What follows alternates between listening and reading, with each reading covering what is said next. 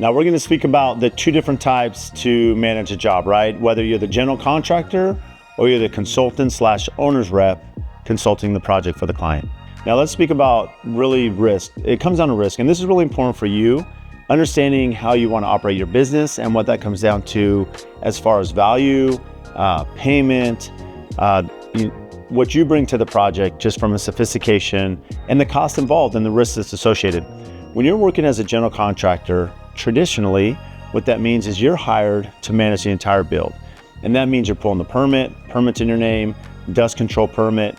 You're liable for the project. You're working with the neighbors. You're working on traffic control, staging and sequencing throughout the build. You're managing the schedule.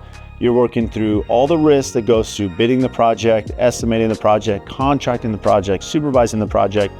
And again, that tail as it gets longer, that warranty, right, years down the road. Now, understanding the risk involved as a general contractor, that contract is going to be very different depending on the amount of time, effort, warranty, risk that it takes to build a successful project, through its duration. When you're working as an owner's rep or a consultant and you're hired in that role, it's a little bit different. Traditionally, when that's the case, you don't have the permit in your name. You're not paying the subcontractors. You're not contracting them. You're not collecting lien waivers.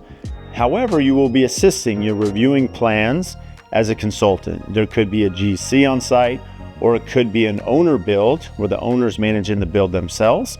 And you're essentially helping navigate through that contractor selection, making sure that there's no scope gaps in the bids, making sure everything's apples for apples, and managing change orders and plan busts and discrepancies that may come up.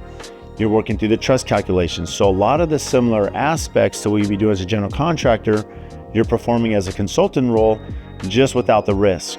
With that being said, your fee structure will be much different.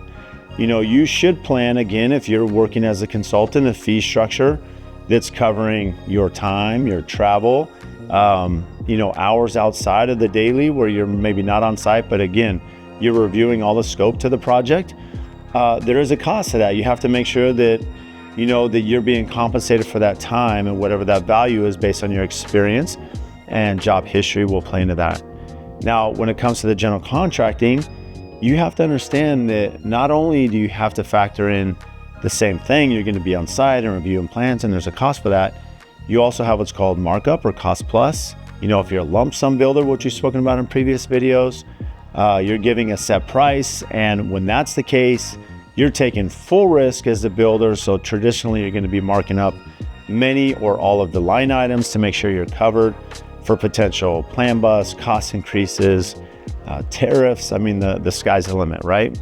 If you're a cost plus builder, you're still managing a cost plus fee because there are incidentals that come up, mistakes do come up, warranty comes up, and you have to plan for that accordingly to operate your business, being very transparent with the client. So either way, it's understanding the risk involved between the owner's rep. There's advantages to both, there's disadvantages to both, and make sure you understand that whatever one you're seeking to perform for the client, that you fully understand what that scope is and it's clearly defined, especially as an owner's rep, to understand what that duration looks like, what happens if it exceeds that, can that be pinned on you for not managing the project properly or overseeing properly? So make sure you have guidelines in there to protect you, and as you work through the constraints that happen in any normal build, working with an architect and a designer and the client to get to then and go on the finish line.